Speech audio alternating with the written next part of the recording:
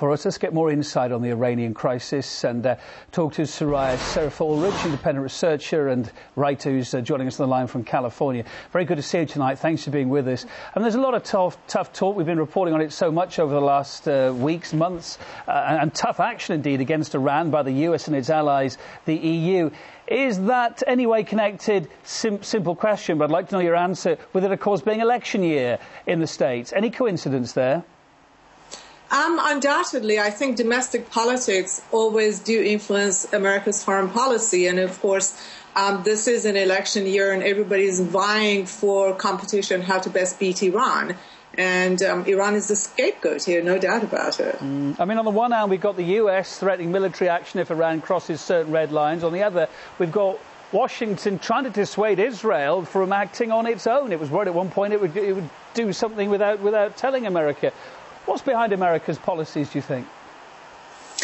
I don't believe that America would ever risk attacking Iran. It's simply not in a position to. One does imagine that, of course, America does have a much more powerful military. The Navy is far more powerful. But let us not forget that geography is on the side of Iranians. And the Strait of Hormuz, at its narrowest point, is only 54 kilometers wide and only 90 feet deep. 90 meters, excuse me. And some have called it a bathtub. Now, do you want is it possible for America to be able to swim in a bathtub with its a huge navy, or is it easier for Iran to counter any attack? Eventually, Iran might be defeated, but not before it really harms American interests and Western ally interests. So it's real madness to imply that America would attack Iran. It cannot. It can't afford it. And what about Israel? It's recently said, hasn't it, that a decision to strike Iran's nuclear sites was, quote, very far off. But Iran says Israel and the US have been waging a covert war in Iran. We've witnessed these reports of nuclear scientists being killed, for example. Is that really likely to be the case, a covert war going on inside Iran's borders? Well, a covert war has been going on for 32 years.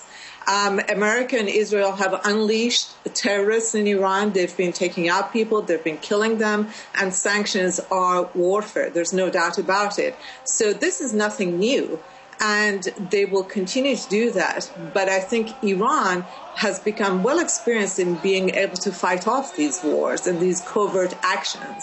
And America and Israel, the Western allies, now Europeans, are only harming themselves. I'm confident Iran will eventually survive. And again, Soraya, going back to the motivation for all this, I mean, only recently, just last week, both Israel and the US before that admitted recently that Iran isn't building nuclear weapons at the moment. The IAEA didn't present any proof either that Iran's nuclear program has got a military slant. So why does the US keep pushing and ramping up the pressure on Iran like this? I think it's very clear for anybody who's been studying the region and the history of the United States that America is pushing for regime change in Iran. America needs a compliant Iran.